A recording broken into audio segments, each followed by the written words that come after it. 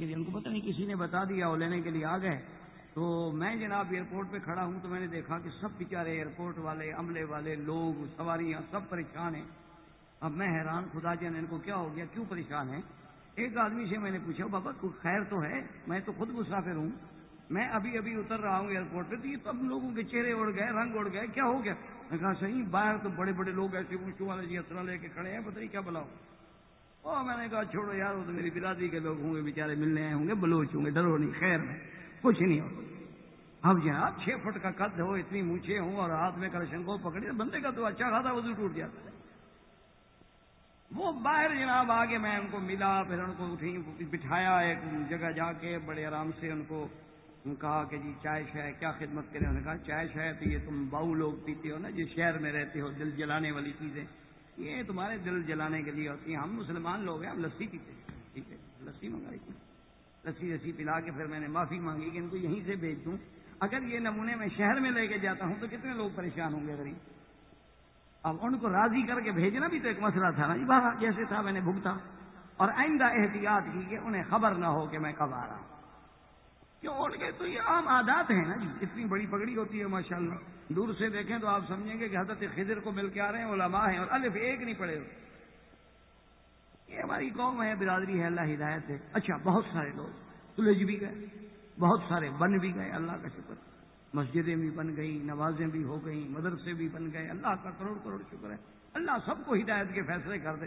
تو بہرحال میرے کہنے کا مقصد یہ تھا کہ حضرت اس عمر کو ناراضگی یہ تھی کہ میں بیٹی والا ہو کے عثمان کے پاس چل کے گیا اور عثمان خاموش رہا. حضور مسکرائے. حضور نے فرمایا کہ عمر ناراض نہ ہو، تمہاری بیٹی سے وہ بندہ شادی کرے گا جو عثمان سے بہتر ہوگا، اور میری بیٹی سے وہ بندہ شادی کرے گا جو تم سے بہتر ہوگا. تو حضور صلی اللہ علیہ وسلم، تو بی بی رقیہ فرماتی ہیں کہ میں سن رہی تھی اور مجھے حضرت عثمان کا ہمارے پاس زیادہ آنا جانا بھی مجھے محسوس ہو رہا تھا. تو آخر حضور نے تزوج عثمان، حضرت عثمان سے نکاح کر دیا. اسی لیے حضرت عثمان کو لقب ملا ذی النورین، کہ جس کے گھر میں اللہ کے نبی کی 2 بیٹیاں جمع ہوئی. یہ کسی کو اعزاز نہیں ملا، صرف حضرت عثمان رضی اللہ تعالیٰ عنہ کو ملا. تو بی بی رقیہ رضی اللہ تعالیٰ عنہا جو ہیں حضرت عثمان کی ابھی بھی ام کلثوم جو ہیں حضرت عثمان کی بیوی بنی. تو اب ذی النورین بی بی رقیہ اور بی بی ام کلثوم. اور خدا کی شان ہے کہ دونوں کی وفات ہو گئی جوانی میں. تو اب حضور کی بیٹی جو ہیں وہ سیدہ فاطمہ الزہرا.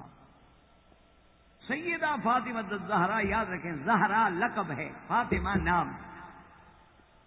اور بی بی زہرا کی کنیت جو ہے وہ ہے ام ابیہا. یہ عجیب کنیت ہے جو کسی کو نہیں ملی. سیدہ فاطمہ الزہرا، فاطمہ نام ہے، زہرا لقب ہے، اور کنیت ہے ام ابیہا، اپنے باپ کی اماں. کیوں؟ اس لیے کہ حضور صلی اللہ علیہ وسلم جب بی بی خدیجہ فوت ہو گئی، حضور کے پاس گھر میں کوئی نہیں، تو جہاں بی بی فاطمہ نے بیٹی بن کے خدمت کی، وہاں اسی طرح گویا کہ ماں کا بھی کردار ادا کر کے سارے گھر کو سنبھالا. اس لیے ان کی کنیت جو تھی وہ ام ابیہا بھی بن گیا کہ بی بی فاطمہ کا اتنا بڑا مقام ہے کہ یہ تو اپنے ابا کی بھی اماں ہیں جی. تو اب جناب بی بی فاطمہ الزہرا رضی اللہ تعالی عنہا جب، اور خدا کی شان دیکھو، بی بی پیدا کب ہوئی ہیں؟ جس سال حجر اسود کا جھگڑا ہوا. حجر اسود کو نصب کرنے کے لیے جب قریش میں جھگڑا ہوا تو اس پر آپ کی وہ یعنی آپ اندازہ کریں جناب کہ حجر اسود پہ جب جھگڑا ہوا ہے تو قبیلے مرنے مارنے کے لیے تیار ہو گئے. میں نے آپ کو سنا ہے نا قبائل کی جاہلیت، اپنے گھر کی جاہلیت بتائی ہے نا آپ کو میں. تو قریش کا بھی تو یہی حال تھا نا، سردار تھے، یہ مارشل قومیں تھیں نا. یہ مارشل قومیں جتنی ہوتی ہیں نا، جیسے آپ کے انڈیا میں دیکھیں راجپوت ہے. اچھا، راجستھان کے علاقے میں آپ جتنے جائیں گے ایسے ایسے آپ کو اکھڑ قومیں ملیں گی کہ آپ سوچ ہی نہیں سکتے.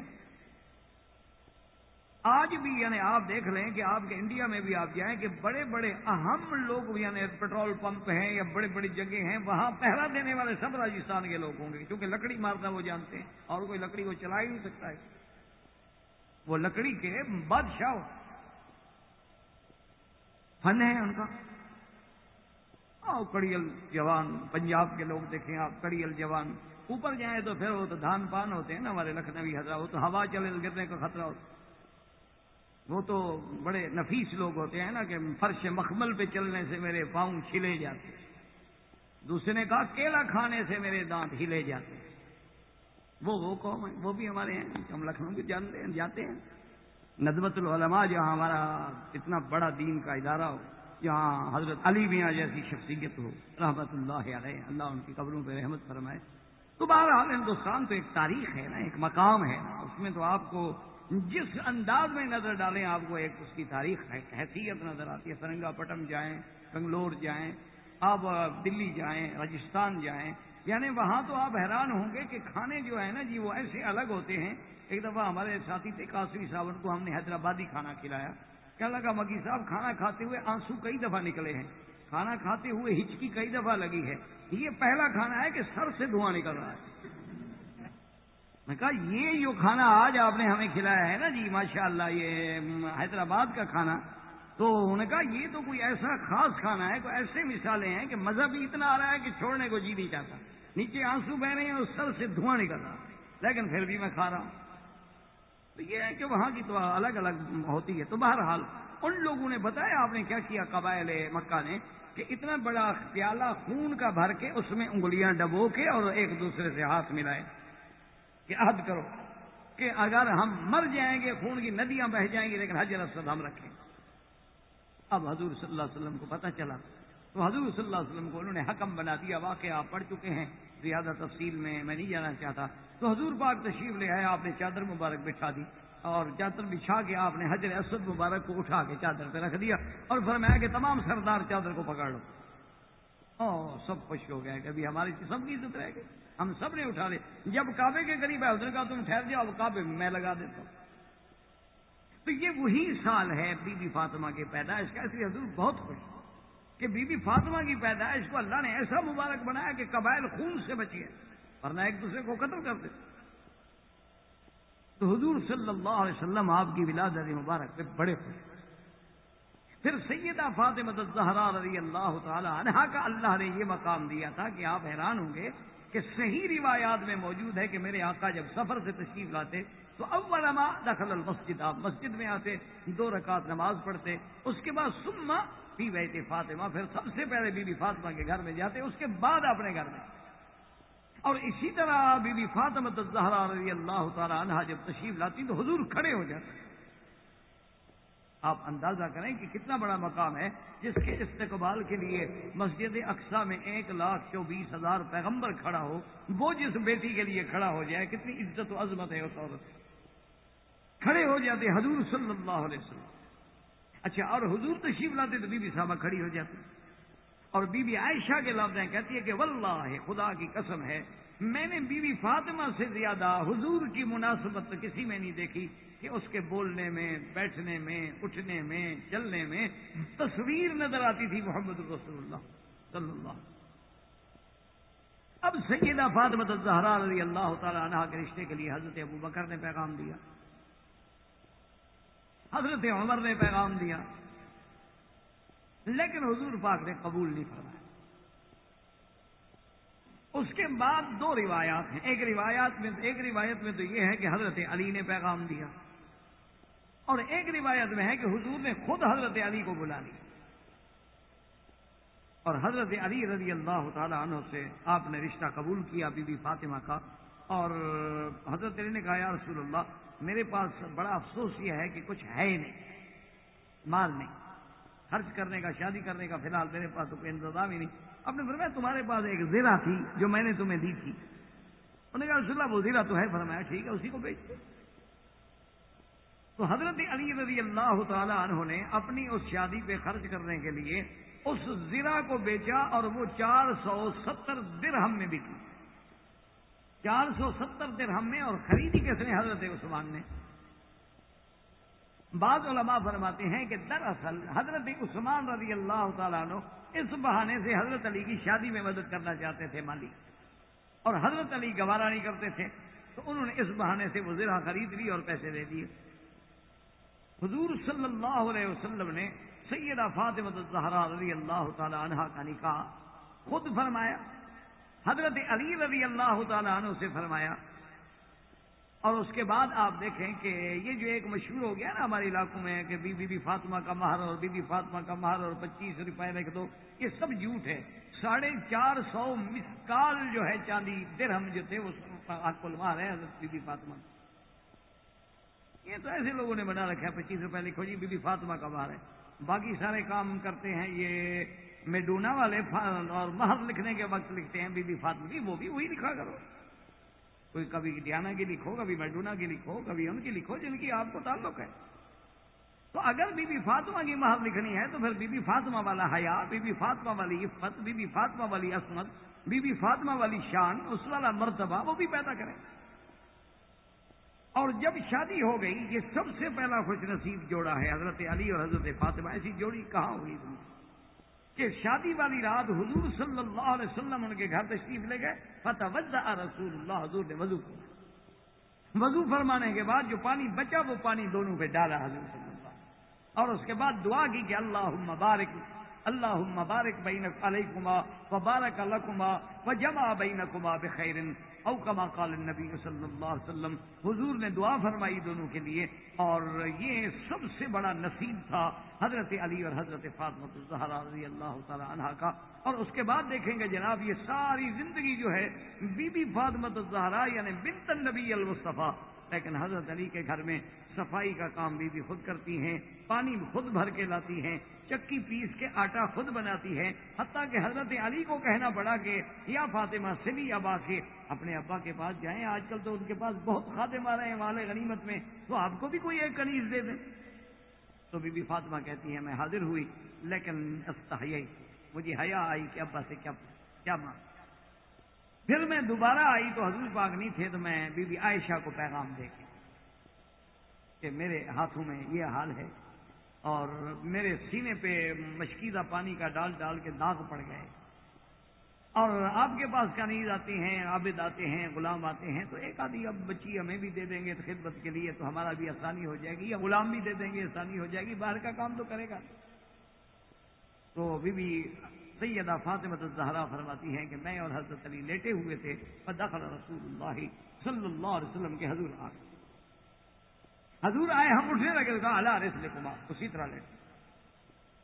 فجلس بیننا، ہم دونوں کے درمیان میں بیٹھ گئے اور فرمایا کہ فاطمہ تم نے غلام مانگا تھا، الا ادلک بخیر، میں اس سے زیادہ بہتر چیز تمہیں نہ دے دوں؟ تو میں نے کہا حضور بالکل، خیر تو مانگتے ہیں. فرمایا ہر نماز کے بعد سبحان اللہ 33 بار، الحمدللہ 33 بار، اللہ اکبر 34 بار یہ پڑھا کرو. اسی لیے آج تک 1400 سال گزر گئے، ان تسبیحات کا نام تسبیحات فاطمی کہ بی بی فاطمہ کی طرف نسبت ہے رضی اللہ تعالیٰ عنہ. تو یہی سیدہ فاطمہ الزہرا ہے رضی اللہ تعالی عنہا کہ جب حضور صلی اللہ علیہ وسلم کی وفات کا وقت قریب آیا تو بی بی عائشہ فرماتی ہیں کہ بی بی فاطمہ آئی، حضور نے اپنے پاس بٹھایا، اور پاس بٹھانے کے بعد حضور نے اشارے سے بلایا تو بی بی فاطمہ بالکل حضور کے جھک گئیں، قریب ہو گئیں بات سننے کے لیے. اور حضور پاک صلی اللہ علیہ وسلم نے کوئی ایسی بات فرمائی کہ بی بی رو پڑی، اور اشتد البکا، بڑا شدید رونا آیا بی بی صاحب. کہتے ہیں کہ پھر حضور نے اشارہ فرمایا، پھر حضور صلی اللہ علیہ وسلم نے اشارہ فرمایا. تو اشارہ فرمانے کے بعد یہ ہوا کہ پھر بی بی نے قریب ہو کے بات سنی. جب قریب ہو کے بی بی صاحبہ نے بات سنی تو اس کا نتیجہ یہ ہوا کہ بی بی صاحبہ ہنسنے لگ گئی، بی بی فاطمہ الزہرا. تو سیدہ عائشہ فرماتی ہیں کہ میں بہت حیران ہوئی کہ ایسا تو کبھی نہیں ہوا، بی بی فاطمہ جیسی بی بی کے اس وقت جب کہ سرکار دو جہاں کی وفات کا وقت ہے اور بی بی ہنس رہی ہیں. لیکن میں نے جرأت نہ کی، میں نے کہا فارغ ہو کے آرام سے. اب حضور کی وفات مبارک ہو گئی، اور اس وفات پہ جو سیدہ رضی اللہ تعالی عنہا نے غم کا اظہار کیا ہے اور اپنے محبت میں جو حضور کی شان میں مراثی فرمائے ہیں، آدمی پڑھ کے حیران. سرکار دو جہاں کی وفات مبارک ہو گئی تو بی بی عائشہ صدیقہ رضی اللہ تعالی عنہا نے پوچھا کہ یا ام فاطمہ یہ کیا بات ہے کہ میرے دماغ میں تو تجھ سے کوئی عالمہ اور تجھ سے کوئی اعلی شان والی بھی، تم تو سیدۃ النساء ہو، جس کو اللہ اتنا بڑی عزت دے، تو یہ کون سا مقام تھا؟ چلو رونے کی بات تو سمجھ آ گئی کہ حضور کی جدائی میں آپ رو پڑی، لیکن ہنسنے کی کیا بات؟ انہوں نے کہا کہ یا عائشہ یا امہات المومنین، اصل بات یہ ہے کہ جب میں پہلی دفعہ حضور کے قریب ہوئی تو حضور نے مجھے بتایا کہ اب میں نے اللہ کا لقاء اختیار کر لیا ہے، تو مجھے یقین ہو گیا کہ اب حضور ہم میں نہیں رہیں گے، اب وفات کا وقت آ گیا ہے، تو صاف بات ہے کہ میں اپنے رونے پہ قابو نہ پا سکی، بابا کہیں تھے۔ لیکن اس کے بعد حضور صلی اللہ علیہ وسلم نے مجھے جب دوبارہ اشارہ کیا، دوبارہ اشارہ کرنے کے بعد حضور صلی اللہ علیہ وسلم نے جب مجھے قریب بلایا تو آپ نے فرمایا کہ فاطمہ تم کیوں غم کرتی ہو؟ اسرعکن نبیلہ من اہلی، کہ تم تو انشاءاللہ ان لوگوں میں ہو کہ سب سے جلدی مجھے ملو گی۔ تو کہتی ہے میں خوش ہو گئی کہ الحمدللہ کہ ہمارے فراق کی مدت جو ہے وہ زیادہ نہیں ہے۔ تو خدا کی شان ہے کہ وفات فاطمہ سیدنا محمد مصطفیٰ صلی اللہ علیہ وسلم کے بعد سیدہ فاطمہ الزہرا جو ہے وہ 6 مہینے زندہ رہی، اور وہ بھی صاحب فراق، یعنی حضور کی جدائی کا اتنا اثر ہوا ہے کہ وہ بھی صاحب فراش ہو گئی۔ اور اللہ کی شان یہ ہے کہ اللہ نے بی بی فاطمہ ہی کے بطن سے وہ اولاد دی ہے جو قیامت تک سلسلہ نسب محمدی کی ذمہ دار ہے، سیدنا حسن اور سیدنا حسین۔ اور آپ کی 2 بیٹی ہیں، یاد رکھیں، ایک بیوی کا نام تھا زینب اور ایک بیوی کا نام تھا ام کلثوم۔ جیسے آپ کے 2 بیٹے ہیں حضرت حسن اور حضرت حسین، اسی طرح آپ کی 2 بیٹیاں ہیں، بی بی زینب اور دوسرے کا نام ام کلثوم۔ اور سارا نسب جو ہے قیامت تک جو چلے گا، یا سید حسنی ہوگا یا حسینی ہوگا یا علوی ہوگا یا فاطمی ہوگا، تو اللہ نے حضور صلی اللہ علیہ وسلم کے نسب کو جو باقی رکھا ہے قیامت تک، وہ سارا شرف جو ہے وہ بھی سیدہ فاطمہ الزہرا رضی اللہ تعالی عنہا سے ملا۔ اور اسی طرح یہ سیدہ فاطمہ الزہرا کی شان مبارک ہے کہ حضور صلی اللہ علیہ وسلم پر جب آیت تطہیر نازل ہوئی، انما یرید اللہ لیذھب عنکم الرجس اہل البیت ویطہرکم تطہیرا، تو حضور پاک نے ان بی بی فاطمہ کو، حضرت علی، حضرت حسن، حضرت حسین، ان سب کو لے کے اپنی چادر مبارک میں اور کہا کہ اللہم ہؤلاء اہل بیتی، کہ یا اللہ یہ میرے اہل بیت ہیں، ان کی بھی رحمت فرما اور ان کی بھی شان بلند فرما۔ تو اسی لیے بعض علماء یہ کہہ دیتے ہیں کہ آیت تطہیر صرف ان میں بند ہے، اس پر الحمدللہ خلفائے راشدین میں مفصل اللہ کی رحمت سے بحث ہو چکی ہے، لیکن بہرحال یہ شرف بھی بی بی فاطمہ الزہرا رضی اللہ تعالی عنہا کو ملا کہ حضور صلی اللہ علیہ وسلم کے ساتھ ایک خطابیں آئیں اور اس آیت کی، آیت تطہیر کی حقدار بنی۔ ہمارا تو ایمان ہے کہ ازواج نبی بھی اہل بیت، اولاد نبی بھی اہل بیت، اور اللہ کے نبی کا گھرانہ بھی پاک، ازواج بھی پاک، اولاد بھی پاک، بنات بھی پاک، اللہ کا خود نبی بھی پاک۔ اللہ تبارک و تعالی نے ایسی شان آپ کو عطا فرمائی ہے، تو یہ اللہ نے مقام جو تھا سیدہ فاطمہ کو عطا فرمایا۔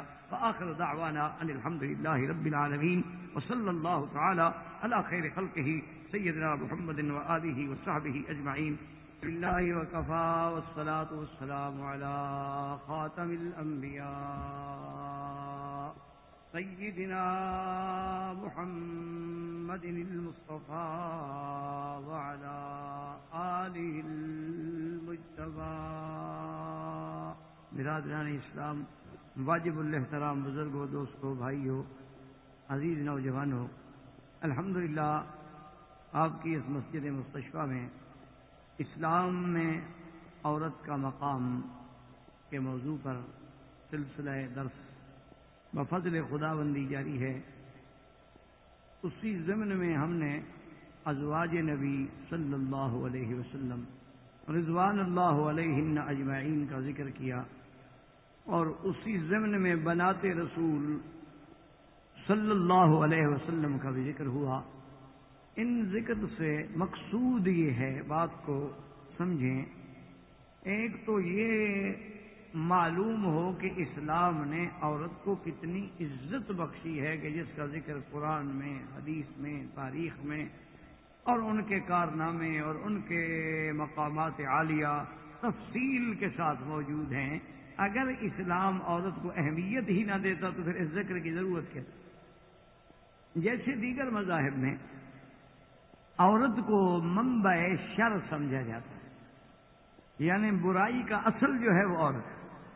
اسی لیے جیسے ہم کہتے ہیں نا بی بی ہوا، وہ کہتے ہیں ایوا، ایول، کہ یہ جو ہے نعوذ باللہ سب سے خطرناک، سب سے بڑا شرور کا بمبا اور مرکز جو ہے وہ عورت ہے، لیکن اس کے مقابلے پہ اسلام کہتے ہیں کہ نہیں، نعمہ سب سے بہترین دنیا کی اگر متاع ہے تو عورت.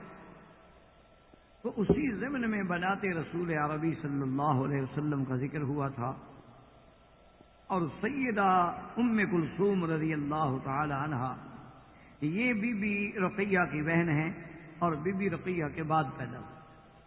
تو سیدہ ام کلثوم رضی اللہ تعالی عنہا کا بھی جیسے ہم پہلے ذکر کر چکے ہیں کہ حضور کی دو بیٹیاں جو ہیں بی بی رقیہ اور بی بی ام کلثوم، ان دونوں کا نکاح جو ہے وہ ہوا تھا ابی لہب کے بیٹے عتبہ عتیبہ، لیکن انہوں نے بغض رسول صلی اللہ علیہ وسلم کے پیش نظر طلاق دے دی، اور پھر بیویوں نے بہت ہی مشکل ترین وقت جو ہے گزارا ہے مکے میں، حتیٰ کہ حضور صلی اللہ علیہ وسلم نے جب ہجرت فرمائی مدینہ منورہ تو بی بی فاطمہ الزہراء اور بی بی ام کلثوم جو ہیں یہ مکے میں رہ گئی.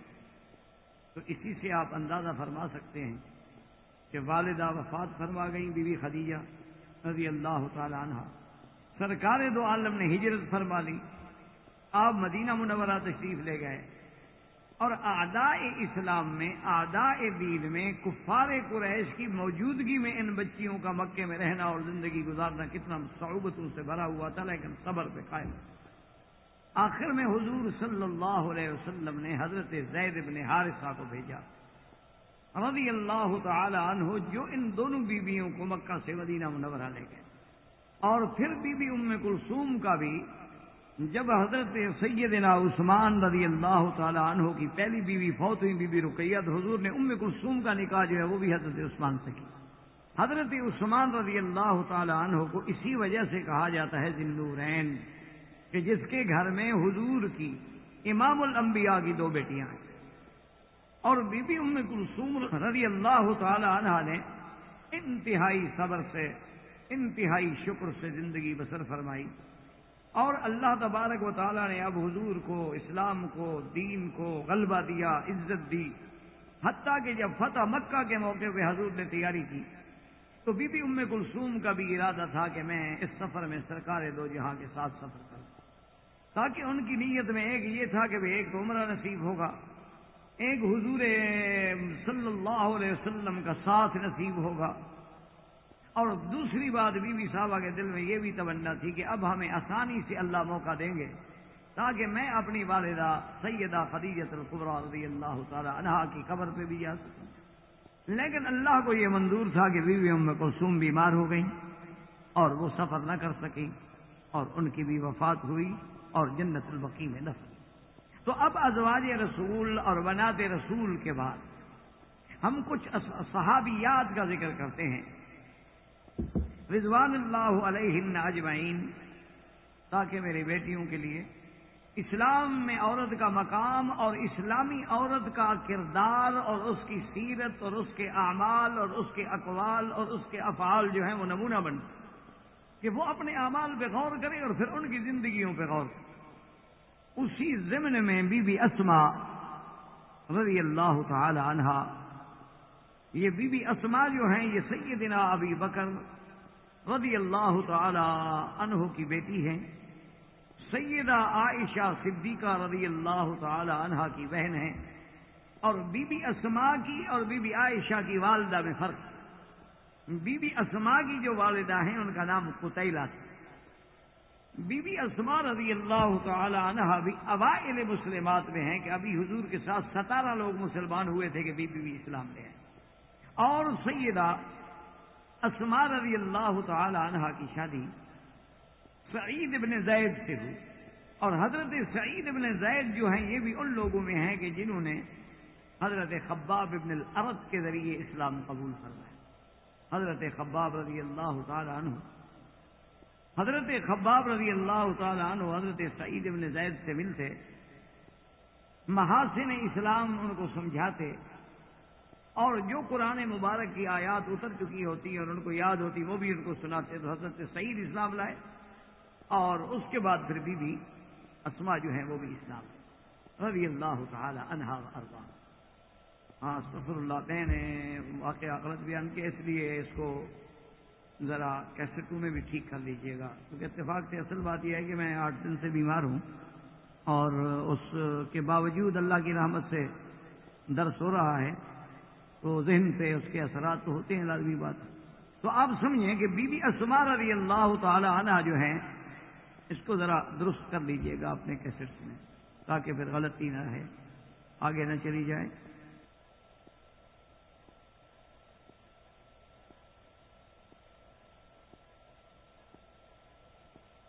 اللہم صلی علیہ وسلم، آپ دروشی پڑھ لیں، دروشی پڑھ لیں، دعا کر لیں، فارغ کیوں بیٹھیں؟ اللہ تبارک و تعالی ہمیں صحت و عافیت سے نوازے اور دین کے کام کرنے کی توفیق دے۔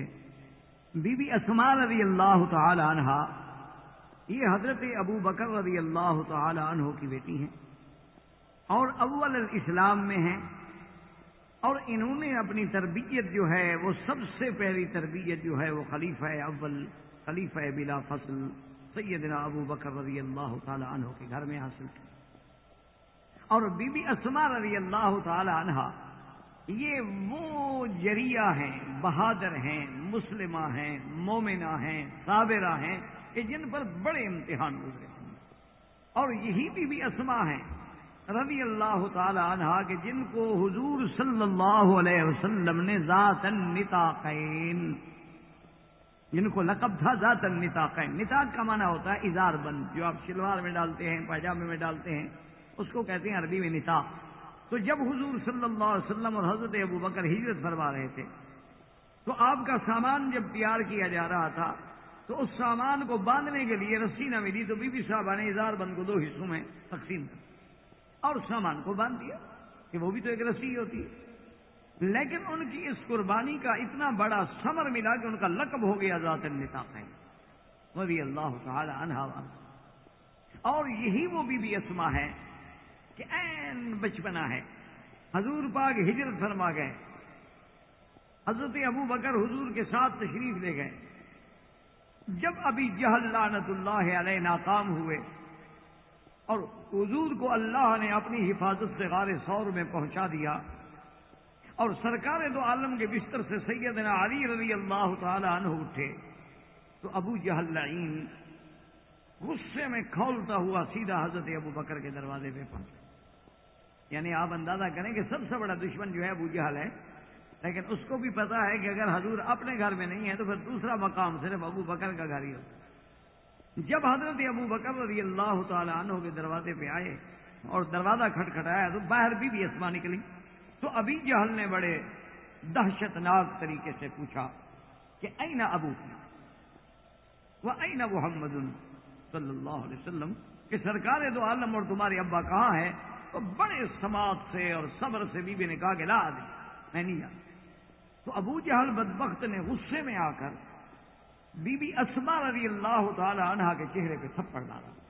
اب آپ اندازہ کریں کہ ایک بچی ہے اور ابو جہل جیسا کڑیل جوان ہے، تو باقاعدہ یہ کتابوں میں موجود ہے کہ لطمہا لطمتن، کہ جب اس نے تھپڑ مارا، دائیں طرف تھپڑ مارا تو بائیں طرف کی بالی جو تھی کان سے نکل کے دور جا گئی۔ اتنی بڑا تھپڑ برداشت کرنے کے بعد بھی بی بی کی زبان سے یہی نکلا کہ لا ادری، میں نہیں جانتا، کہ یہ راز نبوت ہے۔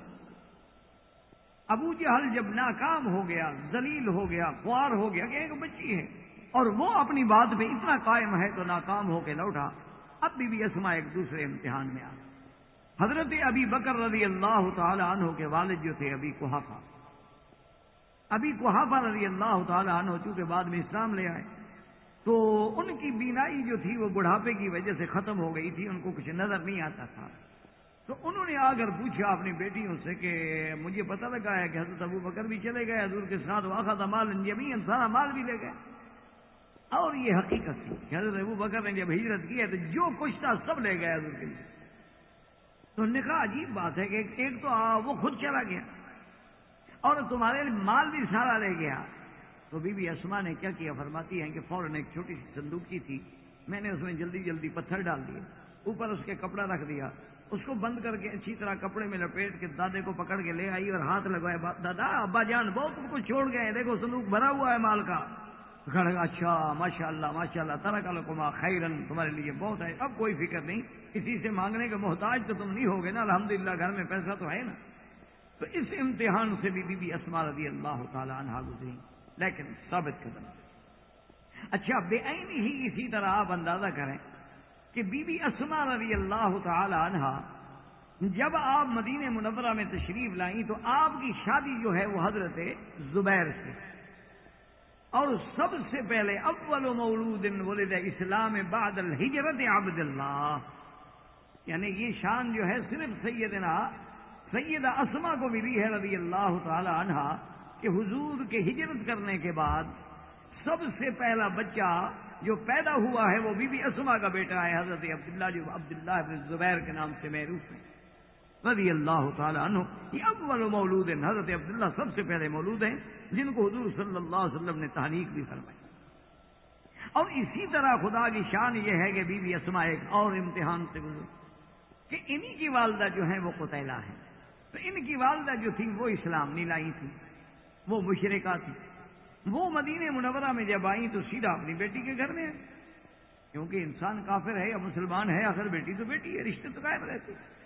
لیکن بی بی اسماء رضی اللہ تعالی عنہا نے کہا کہ واللہ، انہوں نے کہا کہ اماں جان میں آپ کی خدمت میں کوئی بھی کام نہیں کر سکتی حتیٰ اسأل رسول اللہ صلی اللہ علیہ وسلم، جب تک کہ میں حضور پاک سے نہ پوچھ لوں، کیونکہ آپ مشرکہ ہیں، آپ کافرہ ہیں اور میں مسلمان۔ تو حضرت بی بی اسماء نے جا کے حضور صلی اللہ علیہ وسلم نے پوچھا کہ قدمت امی یا رسول اللہ فانہا مشرکہ، کہ حضور میری اماں آئی ہیں لیکن مشرکہ ہیں، اور گھر میں سلی میں کہ اپنی اماں کے ساتھ بہتر برتاؤ۔ اب اسی سے آپ ایک اندازہ لگا لیں اسلام کے سبق کا کہ اسلام نے عورت کو اتنا بڑا مقام دیا، یعنی ماں کو اتنا بڑا مقام دیا ہے کہ وہ چاہے مشرکہ ہے، وہ چاہے کافرہ ہے، لیکن اسلام کہتا ہے کہ اپنی ماں کا احترام۔ تو بی بی اسماء رضی اللہ تعالی عنہا نے پھر اپنی والدہ کی عزت کی، احترام کیا اس سے۔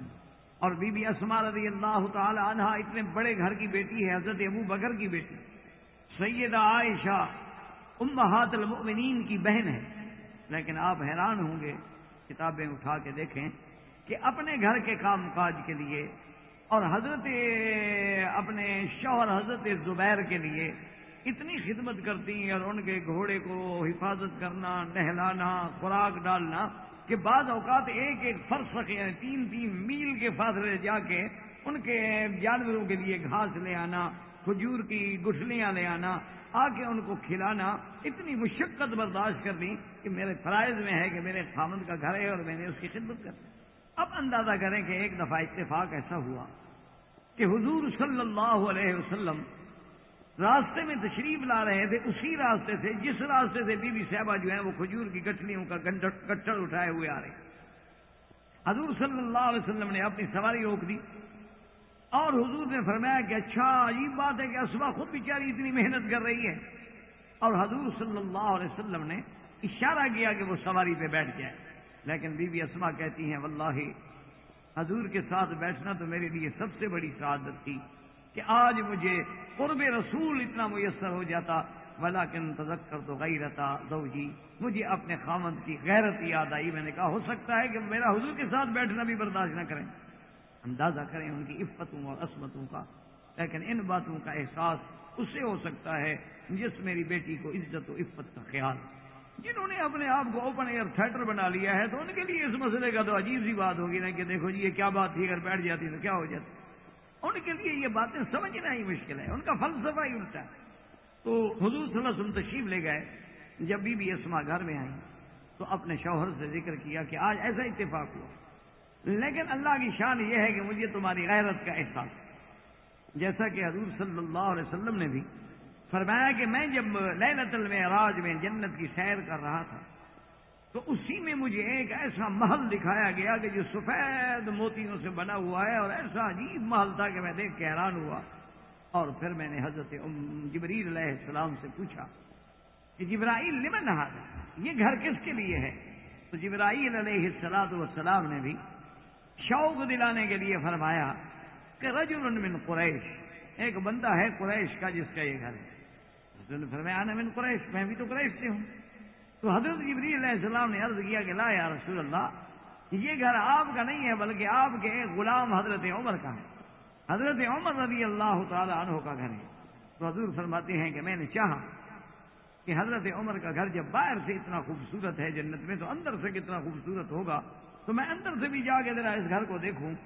تو حضور نے فرمایا کہ عمر، میں جب تیرے محل کے قریب گیا تو محل کے دروازے پہ حور العین میں سے ایک حور جو ہے بیٹھی ہوئی وضو کر رہی تھی، تو مجھے تمہاری غیرت یاد آ گئی، مجھے خیال آیا کہ شاید عمر میرا گھر میں داخل ہونا پسند ہے۔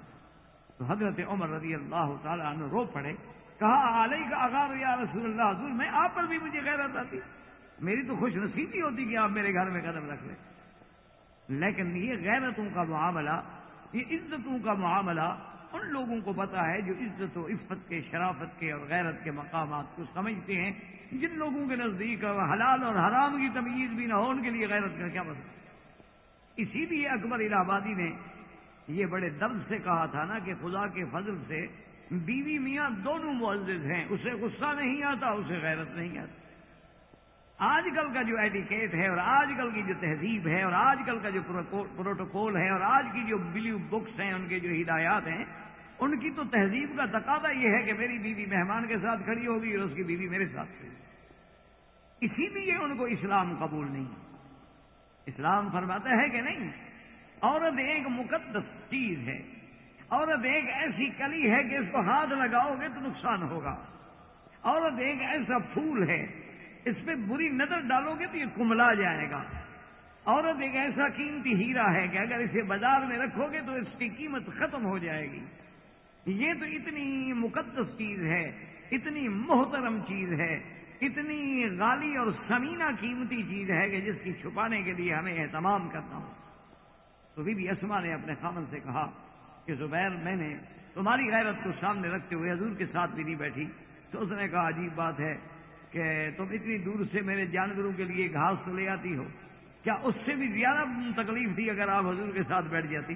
مجھ سے تو یہ بھی گوارا نہیں ہوتا کہ تم باہر کیوں جاؤ، مجھ سے تو یہ بات بھی گوارا نہیں ہوتی۔ اسی لیے تو اسلام نے ایک سسٹم بنایا ہے، ایک نظام بنایا ہے کہ باہر کی ذمہ داری مرد کے ذمہ ہے۔ یہ عورت کا کام نہیں ہے کہ وہ نوکری کرے، یہ عورت کا کام نہیں ہے کہ وہ ملازمت کرے، یہ عورت کا کام نہیں ہے کہ وہ کما کے گھر لائے۔ یہ جو لوگ کہتے ہیں نا، یعنی میں نے ایک بہت بڑے مفکر اسلام کا ایک جملہ پڑھا تھا، خدا کرے کہ آپ کو بھی سمجھ آ جائے، اس نے بڑی عجیب بات کی۔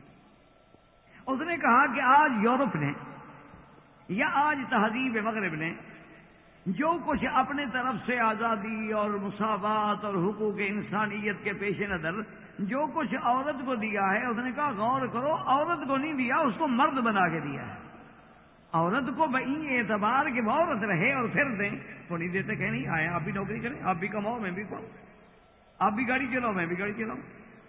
یعنی عورت کو من حیث عورت انہوں نے بھی کچھ نہیں دیا، اس نے عورت کو مرد بنا دیا اور مردوں والے کام عورت سے لیے، اور پھر کہا کہ ہم نے تمہیں آزادی دی ہے اور ہم نے تمہیں حریت دی ہے اور ہم نے تمہیں معاشرے میں برابری کا احساس دلایا ہے، تم بھی افسر بن سکتی ہو، تم بھی ڈرائیونگ کر سکتی ہو، تم بھی ہر چیز بن سکتی ہو۔ تو اس کو مرد بنا کے دیا ہے، عورت بنا کے نہیں دیا۔ عورت کو عورت بنا کے اگر کچھ دیا ہے تو صرف اسلام نے دیا ہے کہ تم عورت ہو پھر بھی ہر چیز لو، رہو عورت، لیکن اس کے باوجود تمہارے نفقے کی ذمہ داری والدین پہ، تمہارے نفقے کی ذمہ داری تمہارے خاوند پہ ہے، تمہاری عزت کی حفاظت کی ذمہ داری تمہارے خاوند پہ ہے، تمہارے ضروریات اور تقاضوں کو پورا کرنے کی ذمہ داری تمہارے خاوند پہ ہے، حسن عشرت تمہارے خاوند پہ ہے۔ تو اس لیے حضرت زبیر نے فرمایا کہ اسماء، مجھ سے تو وہ بھی گوارا نہیں ہوتا کہ تم باہر جا کے میرے لیے گھاس لے آؤ، لیکن مجبوری ہے کہ اس دور میں ہر آدمی کے لیے غلام میسر ہونا بہت مشکل۔ تو یہ وہ بی بی اسماء ہے کہ آپ اندازہ کریں، حیران ہوں گے کہ کتنے بڑے امتحانوں سے گزری۔ یہی بی بی اسماء اپنی آخری عمر میں جب بڑھاپا آ گیا، حضرت عبداللہ ابن زبیر آپ کے بیٹے جو تھے وہ جوان ہو گئے، اور یہ وہ عبداللہ ابن زبیر ہیں جنہوں نے سرکار دو عالم کی تمنا کے مطابق اس کعبۃ اللہ کی تعمیر کی۔ جب ان کو مکے میں حکومت ملی، اقتدار ملا، تو حضور کی تمنا مبارک یہ تھی کہ کعبۃ اللہ کو دوبارہ تعمیر کیا جائے، اور جو 7 ہاتھ کا حصہ حتیم کے اندر ہے اس کو بھی داخل کیا جائے، اور کعبۃ اللہ کے 2 دروازے رکھے جائیں، ایک داخل ہونے کے لیے ہو اور ایک خارج ہونے کے لیے ہو، اور کعبۃ اللہ کے دروازے بھی زمین پہ رکھے جائیں تاکہ داخل ہونے والوں کو اور خارج ہونے والوں کو آسانی ہو۔ حضور نے فرمایا تھا عائشہ تمہاری قوم نے یہ اونچے دروازے لگا دیے، جس کو چاہتے ہیں داخل کرتے ہیں، جس کو چاہتے ہیں داخل نہیں ہونے۔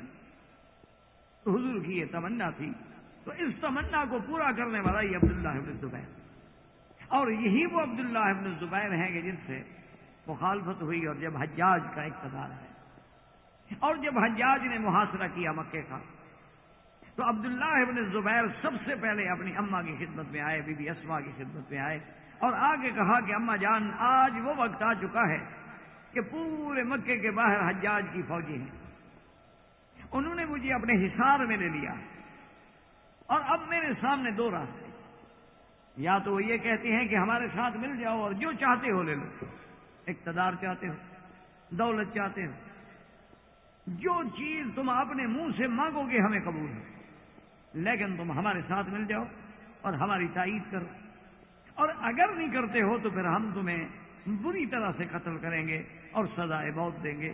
تو کہا کہ اماں جان اب میرے سامنے یہ دو راستے ہیں، اور میرے ساتھی جتنے تھے وہ تقریباً مجھے چھوڑ چکے، تو جب میرے ساتھی نہیں ہیں تو میں مقابلہ کیسے کر سکتا ہوں، میں ان کی فوجوں سے کیسے لڑ سکتا ہوں؟